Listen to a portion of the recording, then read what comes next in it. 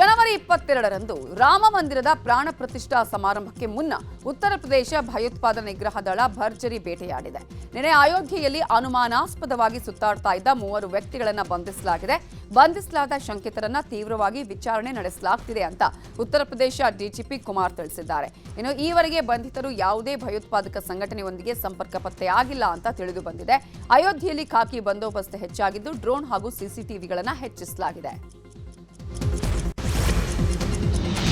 ISIS ಜೊತೆ ನಂಟು ಹೊಂದಿದ ಟೆಕ್ಕಿಯನ್ನ ದೋಷಿ ಎಂದು ಎನ್ಐಎ ವಿಶೇಷ ನ್ಯಾಯಾಲಯ ಆದೇಶಿಸಿದೆ.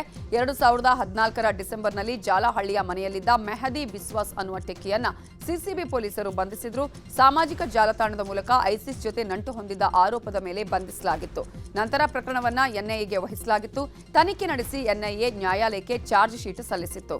ಪ್ರಕರಣದ ವಿಚಾರಣೆ ನಡೆಸಿದ ಕೋರ್ಟ್ ಆರೋಪಿಯನ್ನ ದೋಷಿ ಎಂದು ಆದೇಶ ಕೊಟ್ಟಿದೆ.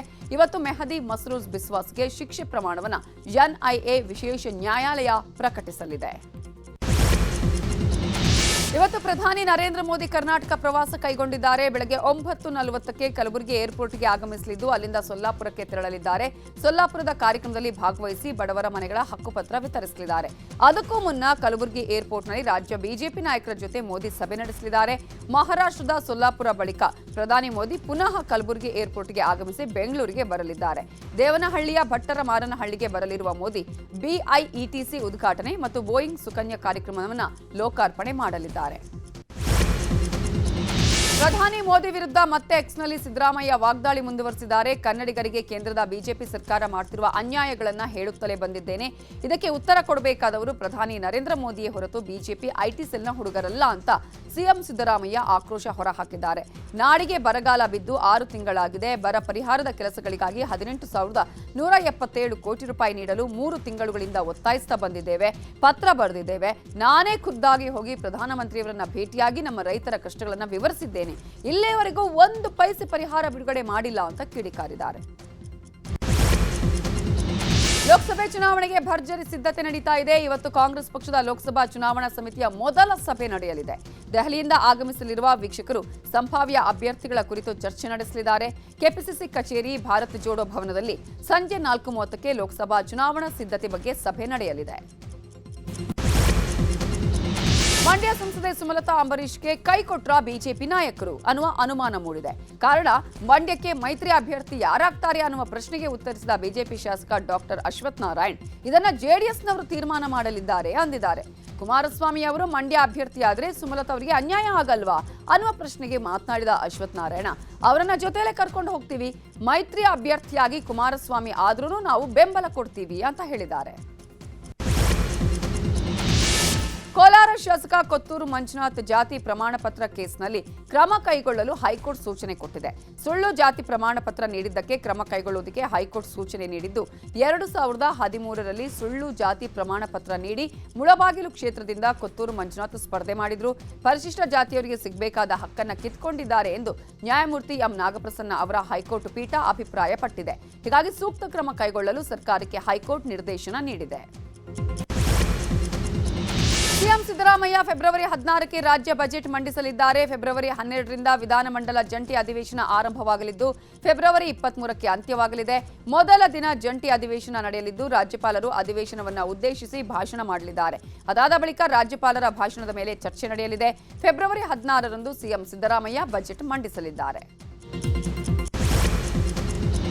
ಚಿತ್ರದುರ್ಗ ಜಿಲ್ಲೆಯ ಹೊಸದುರ್ಗದಲ್ಲಿರುವ ಕುಂಚಿಟಿಗ ಮಠದ ಆವರಣದಲ್ಲಿ ಕರಡಿ ಪ್ರತ್ಯಕ್ಷವಾಗಿದೆ. ಸಂಜೆಯಾಗುತ್ತಲೇ ನಿತ್ಯವೂ ಮಠದ ಆವರಣಕ್ಕೆ ಕರಡಿ ಎಂಟ್ರಿ ಕೊಡ್ತಿದ್ದು ಸ್ಥಳೀಯರು ಆತಂಕ ವ್ಯಕ್ತಪಡಿಸಿದ್ದಾರೆ. ಕರಡಿ ಓಡಾಟದಿಂದ ಮಠದ ಭಕ್ತರಲ್ಲೂ ಆತಂಕ ಸೃಷ್ಟಿಯಾಗಿದ್ದು ಕರಡಿ ಸೆರೆಗೆ ಅರಣ್ಯ ಇಲಾಖೆಯ ಅಧಿಕಾರಿಗಳಿಗೆ ಮನವಿ ಮಾಡಿದ್ದಾರೆ. ಆದರೆ ಅರಣ್ಯ ಇಲಾಖೆ ಸಿಬ್ಬಂದಿ ಯಾವುದೇ ಕ್ರಮ ಕೈಗೊಳ್ಳದೆ ನಿರ್ಲಕ್ಷ್ಯ ವಹಿಸಿದ್ದಾರೆ. ಅಯೋಧ್ಯೆಯ ಭವ್ಯ ಶ್ರೀರಾಮ ಮಂದಿರದಲ್ಲಿ ರಾಮಲಲ್ಲ ಪ್ರಾಣ ಪ್ರತಿಷ್ಠಾಪನೆಗೆ ಇನ್ನು ಕೇವಲ 2 ದಿನವಷ್ಟೇ ಬಾಕಿ ಇದೆ. ನಿನ್ನೆ ಗರ್ಭಗುಡಿಯಲ್ಲಿ ರಾಮನ ವಿಗ್ರಹ ಪ್ರತಿಷ್ಠಾಪನೆ ಮಾಡಲಾಗಿದೆ. ಸದ್ಯ ರಾಮನ ವಿಗ್ರಹದ ಕಣ್ಣುಗಳನ್ನು ಬಟ್ಟೆಯಿಂದ ಮುಚ್ಚಲಾಗಿದೆ. ಮುಂದಿನ 2 ದಿನಗಳ ಕಾಲ ವಿವಿಧ ಪೂಜಾ ವಿಧಿವಿಧಾನಗಳನ್ನು ನೆರವೇರಿಸಿ ಅಂತಿಮವಾಗಿ ಜನವರಿ 22ರಂದು ಮಧ್ಯಾಹ್ನ 12:20ಕ್ಕೆ ಪ್ರಾಣ ಪ್ರತಿಷ್ಠಾಪನೆ ನೆರವೇರಿಸಲಾಗುವುದು. ಇನ್ನು ಇಂದು ರಾಮ ಮಂದಿರದಲ್ಲಿ ಯಾಗದ ಅಗ್ನಿಕುಂಡವನ್ನು ಸಿದ್ಧಪಡಿಸಲಾಗುತ್ತೆ. ಅರ್ಚಕರು ವೇದ ಮಂತ್ರಗಳನ್ನು ಅನುಸರಿಸುವ ಮೂಲಕ, ಪಠಿಸುವ ಮೂಲಕ ಮತ್ತು ಇತರೆ ವಿಶೇಷ ವಿಧಾನಗಳ ಮೂಲಕ ಅಗ್ನಿಯನ್ನ ಬೆಳಗಿಸುತ್ತಾರೆ. ಅಗ್ನಿ ಸ್ಥಾಪನೆ, ನವಗ್ರಹ ಸ್ಥಾಪನೆ ಮತ್ತು ಹವನಗಳು ಇವತ್ತು ನಡೆಯಲಿದೆ. ಅಯೋಧ್ಯೆ ಮಂದಿರವನ್ನ ಹೂವಿನಿಂದ ಅಲಂಕಾರ ಮಾಡುವ ಕಾಯಕ ಶುರುವಾಗಿದೆ. 40 ಟನ್ ಹೂಗಳನ್ನ ರಾಮ ಮಂದಿರದ ಅಲಂಕಾರಕ್ಕೆ ಬಳಸಲಾಗ್ತಿತ್ತು. ಇವತ್ತಿನಿಂದ ಹೂವಿನ ಅಲಂಕಾರದ ಕೆಲಸಗಳು ಶುರುವಾಗಲಿದೆ. ಪ್ರಧಾನಿ ಮೋದಿ, ಸಿಎಂ ಯೋಗಿ ಆದಿತ್ಯನಾಥ್, ಆರ್ಎಸ್ಎಸ್ ಮುಖ್ಯಸ್ಥ ಮೋಹನ್ ಭಾಗವತ್ ಬಿಟ್ರೆ ಉಳಿದ ಯಾವುದೇ ಬ್ಯಾನರ್ಗಳಿಗೂ ಭದ್ರತಾ ಸಿಬ್ಬಂದಿ ಅವಕಾಶ ಕೊಟ್ಟಿಲ್ಲ. ಅಯೋಧ್ಯೆಯಲ್ಲಿ ನಿರ್ಮಾಣಗೊಂಡಿರುವ ನೂತನ ರಾಮ ಮಂದಿರದಲ್ಲಿ ಶ್ರೀರಾಮನ ಪ್ರಾಣ ಪ್ರತಿಷ್ಠೆಗೆ ಯಜಮಾನತ್ವ ವಹಿಸಿಕೊಂಡಿರುವ ಪ್ರಧಾನಿ ಮೋದಿ ಅದಕ್ಕಾಗಿ ಶಾಸ್ತ್ರೋಕ್ತವಾದ 11 ದಿನಗಳ ಕಠಿಣ ವ್ರತಾಚರಣೆಯಲ್ಲಿ ತೊಡಗಿದ್ದಾರೆ. ಮೋದಿ ಯಮ ನಿಯಮ ವ್ರತಾಚರಣೆಯನ್ನ ಮಾಡ್ತಾ ಇದ್ದು, ಅದರ ಅಂಗವಾಗಿ ಜನವರಿ 12ರಿಂದ ನೆಲದ ಮೇಲೆ ಮಲಗುತ್ತಾ ಕೇವಲ ಎಳ್ನೀರು ಸೇವಿಸಿ ಉಪವಾಸ ಮಾಡ್ತಿದ್ದಾರೆ ಅಂತ ಮೂಲಗಳು ತಿಳಿಸಿವೆ. ಶ್ರೀರಾಮನ ದರ್ಶನದ ದಿನಕ್ಕೆ ಇನ್ನೇನು ಬೆರಳೆಣಿಕೆಯಷ್ಟು ದಿನ ಮಾತ್ರ ಬಾಕಿ. ರಾಮನ ಭಕ್ತರು ಈಗಾಗಲೇ ಅಯೋಧ್ಯೆಗೆ ಬರ್ತಿದ್ದಾರೆ. ಈ ಮಧ್ಯೆ ದೂರದರ್ಶನ ಚಾನೆಲ್ನಲ್ಲಿ ಪ್ರಸಾರವಾಗ್ತಾ ಇದ್ದ ಪ್ರಸಿದ್ಧ ಧಾರಾವಾಹಿ ರಾಮಾಯಣದ ರಾಮ, ಸೀತೆ ಮತ್ತು ಲಕ್ಷ್ಮಣ ಪಾತ್ರಧಾರಿಗಳಿಗೂ ಆಹ್ವಾನ ಹೋಗಿದೆ. ರಾಮಾಯಣ ಧಾರಾವಾಹಿ ಪಾತ್ರಧಾರಿಗಳು ಈಗಾಗಲೇ ಅಯೋಧ್ಯೆಯನ್ನ ತಲುಪಿದ್ದಾರೆ. ರಾಮ ಪಾತ್ರಧಾರಿ ಅರುಣ್ ಗೋವಿಲ್, ಸೀತೆ ಪಾತ್ರಧಾರಿ ದೀಪಿಕಾ ಚಿಖಾಲಿಯಾ ಮತ್ತು ಲಕ್ಷ್ಮಣ ಪಾತ್ರಧಾರಿ ಸುನಿಲ್ ಲಹರಿ ಅಯೋಧ್ಯೆಗೆ ಬಂದಿದ್ದು ಅಲ್ಲಿನ ಜನ ಅವರನ್ನ ಕೈ ಮುಗಿದು ಸ್ವಾಗತಿಸಿದರು. ಅಯೋಧ್ಯೆಯಲ್ಲಿ ರಾಮ ಮಂದಿರದ ಉದ್ಘಾಟನೆಯನ್ನ ಸಂಭ್ರಮಿಸುವುದಕ್ಕೆ ವಿಜಯಪುರದ ಖಾಸಗಿ ಆಸ್ಪತ್ರೆ ಜನವರಿ 18ರಿಂದ ಜನವರಿ 22ರವರೆಗೆ ಉಚಿತ ಹೆರಿಗೆ ಮಾಡಿಸುವುದಾಗಿ ಘೋಷಿಸಿದೆ. ವಿಜಯಪುರದಲ್ಲಿ ಜೆಎಸ್ಎಸ್ ಸೂಪರ್ ಸ್ಪೆಷಾಲಿಟಿ ಆಸ್ಪತ್ರೆ ನಡೆಸ್ತಾ ಇರುವ ಶ್ರೀ ಸಿದ್ದೇಶ್ವರ ಲೋಕ ಕಲ್ಯಾಣ ಚಾರಿಟೇಬಲ್ ಟ್ರಸ್ಟ್ ಈ ನಿರ್ಧಾರವನ್ನ ಪ್ರಕಟಿಸಿದೆ. ಅಯೋಧ್ಯ ರಾಮ ಮಂದಿರದಲ್ಲಿ ಪ್ರಭು ಶ್ರೀರಾಮನ ಪ್ರಾಣ ಪ್ರತಿಷ್ಠೆ ಆಗಿದ್ದು ಜನವರಿ 22ರಂದು ಪ್ರತಿಮೆಗೆ ಚೈತನ್ಯ ತುಂಬುವ ವಿಧಿವಿಧಾನ ನಡೆಯಲಿದೆ. ರಾಮ ಮಂದಿರ ನಿರ್ಮಾಣದ ಕುಸುರಿ ಕಾರ್ಯದಲ್ಲಿ ರಾಯಚೂರು ಯುವಕ ಭಾಗಿಯಾಗಿ ರಾಮನ ಸೇವೆ ಮಾಡಿದ್ದಾನೆ. ಮಾನ್ವಿ ತಾಲೂಕಿನ ಜಾನೆಕಲ್ ಗ್ರಾಮದ ವೀರೇಶ್ ಬಡಿಗೇರ್ ಮಂದಿರ ನಿರ್ಮಾಣ ಕಾರ್ಯದಲ್ಲಿ ತೊಡಗಿ ಸುಂದರ ಚಿತ್ತಾಕರ್ಷಕ ಕಂಬಗಳನ್ನು ನಿರ್ಮಾಣ ಮಾಡಿದ್ದಾರೆ. ಅಯೋಧ್ಯೆ ರಾಮ ಮಂದಿರ ಉದ್ಘಾಟನೆ ಹಿನ್ನೆಲೆ ರಾಮನ ಮೂರ್ತಿ, ರಾಮ ಮಂದಿರದ ಪ್ರತಿರೂಪಗಳು ಭರ್ಜರಿಯಾಗಿ ಮಾರಾಟವಾಗುತ್ತಿದೆ. ಈ ಮಧ್ಯೆ ಧಾರವಾಡದಲ್ಲಿ 3 ಲಕ್ಷಕ್ಕೂ ಅಧಿಕ ರಾಮಧ್ವಜ ತಯಾರಾಗಿದೆ. ಪ್ರತೀಶ್ ಜಾಧವ್ ಅನ್ನುವರ ತಂಡ ರಾಮಧ್ವಜ ತಯಾರಿಕೆ ಮಾಡಿದ್ದು ಆಂಧ್ರ, ತೆಲಂಗಾಣಗಳಿಗೆ ಕಳುಹಿಸುತ್ತಿದ್ದಾರೆ. ಅಯೋಧ್ಯೆ ರಾಮ ಮಂದಿರ ಉದ್ಘಾಟನೆ ದಿನ ಈ ಧ್ವಜಗಳು ಹಾರಾಡಲಿವೆ. ಜನವರಿ 22ರಂದು ಅಯೋಧ್ಯೆಯ ರಾಮ ಮಂದಿರ ದೇಗುಲ ಲೋಕಾರ್ಪಣೆಯಾಗ್ತಿದೆ. ದೇಶದೆಲ್ಲೆಡೆ ಭಗವಾನ್ ಶ್ರೀರಾಮನ ಜಪ ಜೋರಾಗಿ ಸಾಗ್ತಾ ಇದೆ. ಇತ್ತ ಉತ್ತರ ಪ್ರದೇಶದ ಮೀರತ್ನಲ್ಲಿ ವಿದ್ಯಾರ್ಥಿಗಳು ಮಾನವ ಸರಪಳಿ ಮೂಲಕ ರಾಮನ ಆಕೃತಿಯನ್ನ ನಿರ್ಮಿಸಿದ್ದಾರೆ. ಅಯೋಧ್ಯೆಯಲ್ಲಿ ಶ್ರೀರಾಮನ ಪ್ರಾಣ ಪ್ರತಿಷ್ಠಾಪನೆಯ ಪ್ರಯುಕ್ತ ಪ್ರಣಾಮ್ ಸಿಯಾ ರಾಮ್ ಥೀಮ್ ಸಾಂಗ್ ಅನ್ನ ರಚಿಸಿ ಹಾಡಲಾಗಿದೆ. ನೆಟ್ವರ್ಕ್ 18 ಪ್ರಸ್ತುತಪಡಿಸುವ ಈ ಹಾಡನ್ನ ಅಕ್ಷತ್ ಗುಪ್ತಾ ರಚಿಸಿದ್ದು, ಸಿದ್ಧಾರ್ಥ್ ಮಹಾದೇವನ್, ಶಿವಂ ಮಹಾದೇವನ್, ಶ್ರೀನಿಧಿ ಖಟಾಟೆ ಹಾಡಿದ್ದಾರೆ.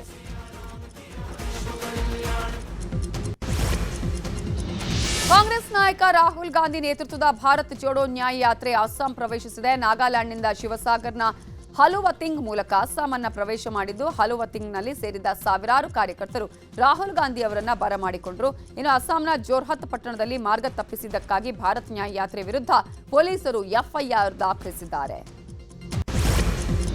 ಬೆಂಗಳೂರಿನಲ್ಲಿ ಅಂತಾರಾಜ್ಯ ಜಿಎಸ್ಟಿ ವಂಚನೆ ಜಾಲ ಪತ್ತೆಯಾಗಿದೆ. 1008 ಕೋಟಿ ನಕಲಿ ಬಿಲ್ ಸೃಷ್ಟಿಸಿದ್ದ ಪ್ರಮುಖ ಆರೋಪಿಗಳನ್ನು ಬಂಧನ ಮಾಡಲಾಗಿದೆ.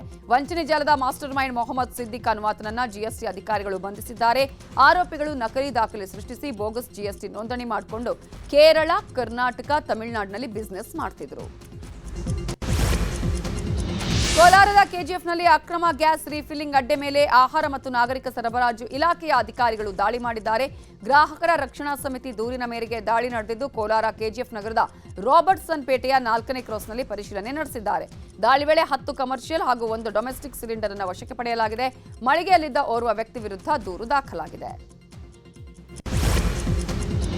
ಇಂದಿನಿಂದ ಬಹುನಿರೀಕ್ಷಿತ ಅಂಡರ್ 19 ವಿಶ್ವಕಪ್ ಟೂರ್ನಿ ಆರಂಭಗೊಳ್ಳಲಿದೆ. ಈ ಟೂರ್ನಿಯಲ್ಲಿ 16 ತಂಡಗಳು ಪಾಲ್ಗೊಳ್ಳಲಿದ್ದು, ದಕ್ಷಿಣ ಆಫ್ರಿಕಾದ 5 ಕ್ರೀಡಾಂಗಣಗಳು ಆತಿಥ್ಯವನ್ನ ವಹಿಸಲಿವೆ.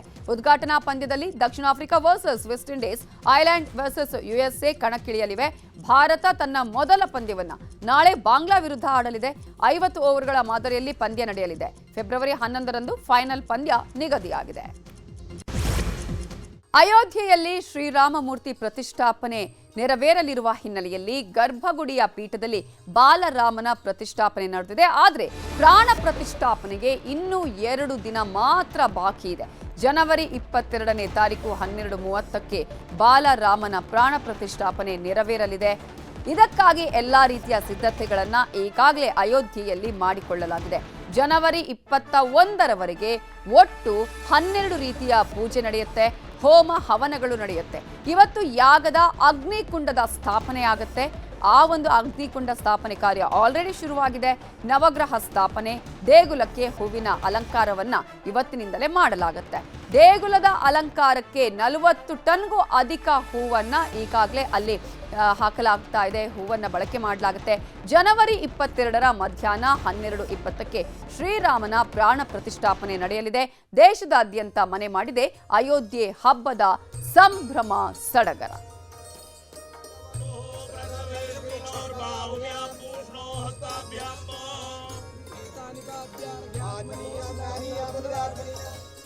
ಅಯೋಧ್ಯೆಯಲ್ಲಿ ಇವತ್ತು ಏನೆಲ್ಲ ಕಾರ್ಯಕ್ರಮಗಳು ನೆರವೇರಲಿದೆ, ಅವುಗಳ ಹಿನ್ನೆಲೆ ಏನು ಅನ್ನೋದ್ರ ಬಗ್ಗೆ ಡೀಟೇಲ್ಸ್ ಅನ್ನ ಕೊಡೋದಕ್ಕೆ ನನ್ನ ಕಲೀಗ ಪೃಥ್ವಿರಾಜ್ ಅಯೋಧ್ಯೆಯಿಂದ ನೇರ ಸಂಪರ್ಕದಲ್ಲಿ ಜಾಯ್ನ್ ಆಗಿದ್ದಾರೆ. ಪೃಥ್ವಿ, ಇವತ್ತು ಇನ್ನು ಕೇವಲ 2 ದಿನ ಮಾತ್ರ ಬಾಕಿ ಇದೆ ರಾಮನ ಪ್ರಾಣ ಪ್ರತಿಷ್ಠಾಪನೆಗೆ. ಈ ಹಿನ್ನೆಲೆಯಲ್ಲಿ ಅಗ್ನಿಕುಂಡ ಆಗಿರ್ಬೋದು, ಹೋಮ ಹವನಗಳಿಗೆ ಇವತ್ತಿನಿಂದ ಸ್ಟಾರ್ಟ್ ಆಗತ್ತೆ. ಏನೆಲ್ಲ ಸಿದ್ಧತೆಗಳನ್ನ ಮಾಡಿಕೊಳ್ಳಲಾಗಿದೆ, ಅಯೋಧ್ಯೆ ಯಾವ ರೀತಿಯಾಗಿ ಕಾಣಿಸ್ತಾ ಇದೆ? Good morning Navita.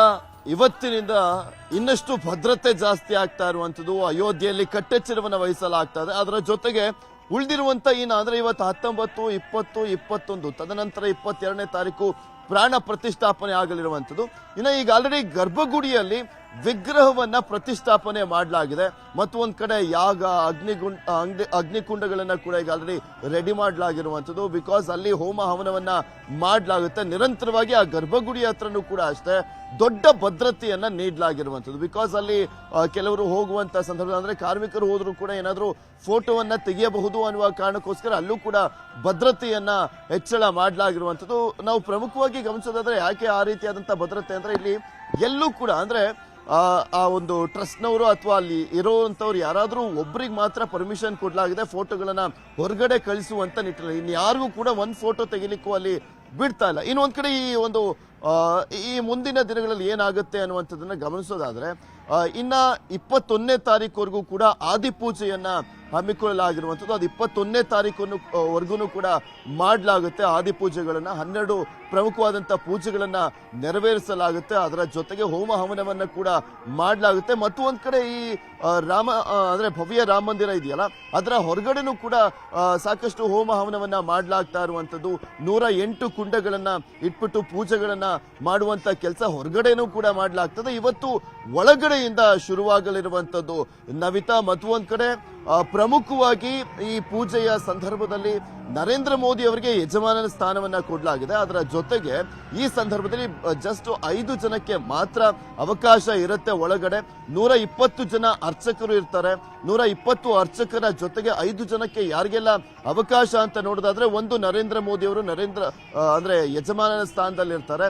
ಮತ್ತೊಂದು RSS ನ ಮುಖ್ಯಸ್ಥರಾಗಿರುವಂತಹ ಮೋಹನ್ ಭಾಗವತ್ ಅವರ ಇರ್ತಾರೆ. ಅದರ ಜೊತೆಗೆ ಉತ್ತರ ಪ್ರದೇಶದ ಮುಖ್ಯಮಂತ್ರಿಗಳಾಗಿರುವಂತಹ ಯೋಗಿ ಆದಿತ್ಯನಾಥ್ ಅವರು ಇರ್ತಾರೆ. ಉತ್ತರ ಪ್ರದೇಶದ ಗವರ್ನರ್ ಆಗಿರುವಂತಹ ಆನಂದಿಬೆನ್ ಪಟೇಲ್ ಅವರು ಇರ್ತಾರೆ. ಅದರ ಜೊತೆಗೆ ರಾಮ ಜನ್ಮ ಭೂಮಿ ಟ್ರಸ್ಟ್ ನ ಮುಖ್ಯಸ್ಥರಾಗಿರುವಂತಹ ಗೋಪಾಲ್ ದಾಸ್ ಆಚಾರ್ಯ ಅವರು ಇರ್ತಾರೆ. ಈ 5 ಜನರು ಇರ್ತಾರೆ. ಇನ್ನು ಒಂದ್ ಕಡೆ ದೊಡ್ಡ ಸಂಖ್ಯೆಯಲ್ಲಿ ಗಣ್ಯರು ಕೂಡ ಅಂದ್ರೆ ನಾಳೆಯಿಂದ ಬರ್ತಾರೆ. ಈಗ ಆಲ್ರೆಡಿ ಕೆಲವರು ಇವತ್ತು ಬಂದಿಳಿದಿರುವಂತದ್ದು. ಇನ್ನು ಒಂದ್ ಕಡೆ ಇಲ್ಲಿ ಭದ್ರತೆ ಅನ್ನುವಂಥದ್ದನ್ನ ನೋಡೋದಾದ್ರೆ ಇವತ್ತಿನಿಂದ 3 ದಿನಗಳ ಕಾಲ ಸಾರ್ವಜನಿಕರಿಗೆ ಅಯೋಧ್ಯೆಗೆ ಎಂಟ್ರಿ ಇಲ್ಲ. ಇಲ್ಲಿ ಲತಾ ಮಂಗೇಶ್ಕರ್ ಸರ್ಕಲ್ ಅನ್ನುವಂಥದ್ದನ್ನ ಏನು ಈ ಹಿಂದೆ ನಾವು ತೋರಿಸ್ತಾ ಇದ್ವಿ, ಅಲ್ಲಿಂದನೇ ಕಂಪ್ಲೀಟ್ ಆಗಿ ಅಂದ್ರೆ ಧರ್ಮಪಥ ಏನ್ ಎಂಡಾಗುತ್ತೆ ಅಲ್ಲಿಂದ ಕಂಪ್ಲೀಟ್ ಆಗಿ ಸಾರ್ವಜನಿಕರಿಗೆ ಅಂದ್ರೆ ಅಯೋಧ್ಯೆ ಒಳಗಡೆ ಬಿಡ್ಲಿಕ್ಕೇನೆ ನಿರ್ಬಂಧವನ್ನ ಹೇರಲಾಗಿರುವಂಥದ್ದು. ಬಿಕಾಸ್ ಅಲ್ಲಿ ಎಲ್ಲಾ ರೀತಿಯಾದಂತ ವ್ಯವಸ್ಥೆಯನ್ನ ಮಾಡಲಾಗ್ತದೆ. ಇನ್ನಷ್ಟು ಸಿಂಗಾರಗೊಳಿಸುವಂತ ನಿಟ್ಟಿನಲ್ಲಿ, ಕ್ಲೀನ್ ಮಾಡುವಂತ ನಿಟ್ಟಿನಲ್ಲಿ, ಆ ಕಾರಣಕ್ಕೋಸ್ಕರ ಆಮೇಲೆ ದೊಡ್ಡ ಸಂಖ್ಯೆಯಲ್ಲಿ ಗಣ್ಯರು ಬರ್ತಾರೆ ಅನ್ನುವ ಕಾರಣಕ್ಕೋಸ್ಕರ ಇನ್ನಷ್ಟು ಭದ್ರತೆಯನ್ನ ಹೆಚ್ಚಿಗೆ ನೋಡ್ಕೊಳ್ಬೇಕು ಅನ್ನುವ ಕಾರಣಕ್ಕೋಸ್ಕರ, ಒಂದು ಸವಾಲು ಅನ್ನುವ ಕಾರಣಕ್ಕೋಸ್ಕರ ಅಲ್ಲಿ ಎಲ್ಲಾ ರೀತಿಯಾದಂತ ಭದ್ರತೆ ಮಾಡಲಾಗಿರುವಂತದ್ದು. ಮತ್ತೊಂದ್ ಕಡೆ ನಿಮಗೆ ತೋರಿಸ್ತಾ ಇದ್ವಿ, ನನ್ನ ಹಿಂದೆ ಗಮನಿಸಬಹುದು ಈ ರೀತಿಯಾದಂತ ಪೋಸ್ಟರ್ಗಳು ಇಲ್ಲಿರುವಂತ ಉದ್ದಕ್ಕೂ ಕೂಡ ರೋಡ್ ನಲ್ಲಿ ಹಾಕಲಾಗಿರುವಂತದ್ದು. ಇಲ್ಲಿ ನಾವು ಅಯೋಧ್ಯೆಯಲ್ಲಿ ಗಮನಿಸುವಂತದ್ದು ಬರೀ ನರೇಂದ್ರ ಮೋದಿ, ಯೋಗಿ ಆದಿತ್ಯನಾಥ್ ಇರುವಂತ ಪೋಸ್ಟರ್ ಗಳನ್ನ ಮಾತ್ರ ಗಮನಿಸಬಹುದು. ಇನ್ಯಾರದ್ದೇ ರಾಜಕಾರಣಿಗಳಾಗಿರ್ಬೋದು, ಇನ್ಯಾರ ಫೋಟೋಗಳು ಕೂಡ ಅಂದ್ರೆ ಬ್ಯಾನರ್ ಗಳನ್ನ ನಾವು ನೋಡ್ಲಿಕ್ಕೆ ಸಾಧ್ಯ ಇಲ್ಲ. ಶ್ರೀರಾಮಂದು ಇದ್ದೇ ಇರುತ್ತೆ. ಹಾಗೆ ಈ ಪೋಸ್ಟರ್ ಗಳ ವಿಶೇಷತೆ ಏನಪ್ಪಾ ಅಂದ್ರೆ ಇಲ್ಲಿ ಹಾಕಿರುವಂತದ್ರಲ್ಲಿ ಪ್ರತಿಯೊಂದರಲ್ಲೂ ಕೂಡ ರಾಮಾಯಣವನ್ನ ಕೂಡ ಎಕ್ಸ್ಪ್ಲೇನ್ ಮಾಡುವಂತ ಕೆಲಸ ಆಗ್ತದೆ. ಇಲ್ಲೊಂದು ಪೋಸ್ಟ್ ನಿಮ್ಗೆ ತೋರಿಸ್ತಾ ಇದೀವಿ. ಇದು ನರೇಂದ್ರ ಮೋದಿ ಅವರು ಶಂಕುಸ್ಥಾಪನೆ ಅಂದ್ರೆ ಶಿಲಾನ್ಯಾಸವನ್ನ ನೆರವೇರಿಸ್ತಾರಲ್ಲ ಅವತ್ತಿನ ಸಂದರ್ಭ. ಅವತ್ತು ರಾಮಲಲ್ಲಾ ಮೂರ್ತಿ ಇದೆ ನೋಡಿ, ಈ ರಾಮಲಲ್ಲಾ ಮೂರ್ತಿ ಇದೆಯಲ್ಲ, ಈ ಮುಂಚೆ 92ರಿಂದ ಪೂಜೆಯನ್ನ ಮಾಡ್ಲಾಗ್ತಾ ಇದೆಯಲ್ಲ, ಅವತ್ತು ನರೇಂದ್ರ ಮೋದಿ ಶಿಲಾನ್ಯಾಸವನ್ನ ನೆರವೇರಿಸಿದ ಸಂದರ್ಭದಲ್ಲಿ ಅಲ್ಲಿ ಶಿರಸಾಷ್ಟಾಂಗ ನಮಸ್ಕಾರವನ್ನ ಹಾಕಿದ್ದು, ನಂತರ ನಮಸ್ಕಾರ ಮಾಡ್ಲಾಗ್ತಾ ಇರುವಂತ ಒಂದು ಫೋಟೋ. ಈ ರೀತಿಯಾಗಿ ಈ ಒಂದು ಪೋಸ್ಟರ್ಗಳಲ್ಲೂ ಕೂಡ ವಿಶೇಷತೆಯಿಂದ ಕೂಡಿರುವಂತದನ್ನ ಗಮನಿಸಬಹುದು. ಆಲ್ಮೋಸ್ಟ್ ಎಲ್ಲದೂ ಕೂಡ ಕೇಸರಿ ಬಣ್ಣದಲ್ಲಿ ಹಾಕಲಾಗಿರುವಂತ ಬ್ಯಾನರ್ಗಳನ್ನೇ ನಾವು ಕಂಪ್ಲೀಟ್ ಆಗಿ ನೋಡಬಹುದಾಗಿದೆ.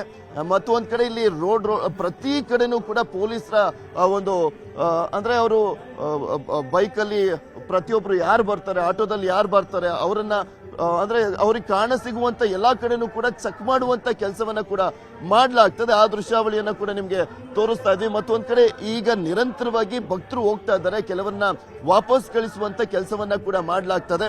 10 ಗಂಟೆಯ ನಂತರ ಮೋಸ್ಟ್ ಪ್ರಾಬಲಿ ಈ ಒಂದು ಲತಾ ಮಂಗೇಶ್ಕರ್ ಸರ್ಕಲ್ ಒಳಗಡೆ ಯಾರನ್ನೂ ಕೂಡ ಬಿಡಲ್ಲ. ಒಳಗಡೆ ಹೋದಂತವ್ರು ಹೊರಗಡೆ ಬರ್ಲಿಕ್ಕಾಗಲ್ಲ, ಹೊರಗಡೆ ಇರುವಂತವ್ರು ಒಳಗಡೆ ಬರ್ಲಿಕ್ಕೆ ಸಾಧ್ಯನೇ ಇಲ್ಲ. ಆ ರೀತಿಯಾದಂತಹ ಭದ್ರತೆಯನ್ನ ಕೈಗೊಳ್ಳಲಾಗಿದೆ, ರೆಸ್ಟ್ರಿಕ್ಷನ್ಸ್ ಗಳನ್ನ ಮಾಡಲಾಗಿದೆ ಅನ್ನುವಂಥದ್ದನ್ನ ಪೊಲೀಸ್ ಇಲಾಖೆಯವರು ಕೂಡ ಹೇಳ್ತಾ ಇದ್ರು. ನವಿತಾ, ಕ್ಷಣದ ಮಾಹಿತಿಯನ್ನು ಪಡ್ಕೊಳ್ತೀವಿ. ಪೃಥ್ವಿ, ಥ್ಯಾಂಕ್ ಯು ಈ ಕ್ಷಣದ ಮಾಹಿತಿಗಾಗಿ. ರಾಮ ಮಂದಿರ ಉದ್ಘಾಟನೆ ಹಿನ್ನೆಲೆ ರಾಜ್ಯದಾದ್ಯಂತ ಪೊಲೀಸರು ಹೈ ಅಲರ್ಟ್ ಅನ್ನ ಮಾಡಿದ್ದಾರೆ. ಜನವರಿ 22ರವರೆಗೆ ಯಾರೇ ಪೊಲೀಸರಿಗೂ ಕೂಡ ರಜೆ ಇಲ್ಲ. ಅವರ ರಜೆಯನ್ನ ಕಡ್ಡಾಯವಾಗಿ ಈಗಾಗಲೇ ಅಂದ್ರೆ ರಜೆನೇ ಕೊಡಬಾರ್ದು ಅಂತ ಹೇಳಿ ಕಮಿಷನರ್ ಸೂಚನೆಯನ್ನ ಕೊಟ್ಟಿದ್ದಾರೆ. ಯಾರು ಕೂಡ ರಜೆ ತೆಗೆದುಕೊಳ್ಳುವ ಹಾಗಿಲ್ಲ ಅಂತ ಹೇಳಿ. ಈ ಹಿಂದೆ ಕೋಮುಗಲಭೆ ಕೇಸ್ನ ಪರಿಶೀಲನೆ ಕೂಡ ಆಗ್ತಾ ಇದ್ದು ಆರೋಪಿಗಳ ಮೇಲೆ ನಿಗಾವನ್ನ ಇಟ್ಟಿದೆ ಖಾಕಿ. ಠಾಣಾ ವ್ಯಾಪ್ತಿಯಲ್ಲಿ ಶಾಂತಿ ಸಭೆಗೆ ಸೂಚನೆಯನ್ನು ನೀಡಲಾಗಿದೆ. ಉದ್ಘಾಟನೆಯ ದಿನ ರ್ಯಾಲಿಗಳಿಗೂ ಕೂಡ ಅವಕಾಶ ಇಲ್ಲ.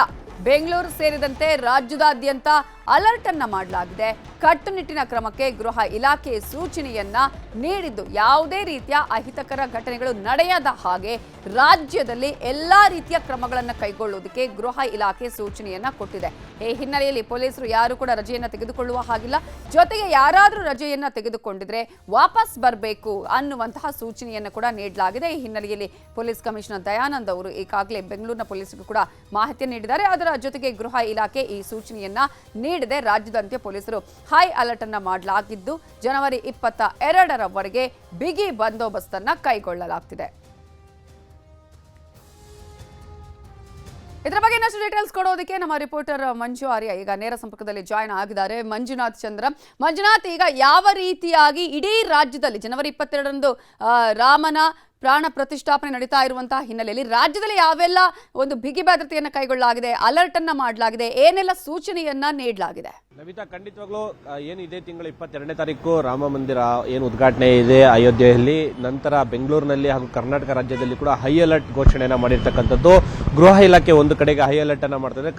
ಅಂದ್ರೆ ಕಾಕಿ ಸರ್ಪಗಾವಲಿನಲ್ಲಿ ಹೈ ಅಲರ್ಟ್ ಅನ್ನ ಬೆಂಗಳೂರು ಹಾಗೂ ರಾಜ್ಯಾದ್ಯಂತ ಕೂಡ ಮಾಡಿರ್ತಕ್ಕಂಥದ್ದು. ಇನ್ನು ನಗರದಲ್ಲಿ ಕೂಡ ಅಲ್ಲಲ್ಲಿ ಎಲ್ಲೆಲ್ಲಿ ರಾಮ ಮಂದಿರನ ಕೂರಿಸಿ ಒಂದು ಸಂಭ್ರಮಾಚರಣೆ ಮಾಡ್ತಾರೋ ಅದೆಲ್ಲವೂ ಕೂಡ ಹೈ ಅಲರ್ಟ್ ಆಗಿರ್ತಕ್ಕಂಥದ್ದು. ಜೊತೆಗೆ ಏರಿಯಾಗಳಲ್ಲಿ ಸಿಸಿಟಿವಿ ಕ್ಯಾಮೆರಾಗಳನ್ನು ಅಳವಡಿಕೆ ಈಗಾಗಲೇ ಪೊಲೀಸರು ಸೂಚನೆ ಮಾಡಿರ್ತಕ್ಕಂಥದ್ದು.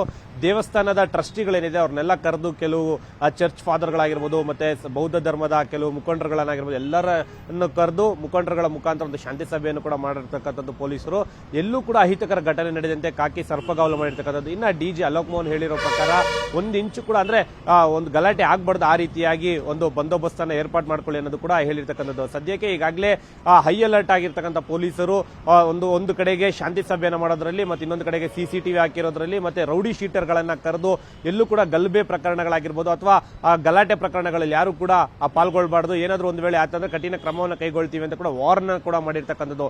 ಸದ್ಯಕ್ಕೆ ಈಗ ಪೊಲೀಸರು ರಾಜ್ಯಾದ್ಯಂತ ಮತ್ತೆ ಬೆಂಗಳೂರು ನಗರಾದ್ಯಂತ ಹೈ ಅಲರ್ಟ್ ಆಗಿರ್ತಕ್ಕಂಥದ್ದು ಸದ್ಯಕ್ಕೆ. Navita, okay, thank you Manju ಡೀಟೇಲ್ಸ್ಗೆ.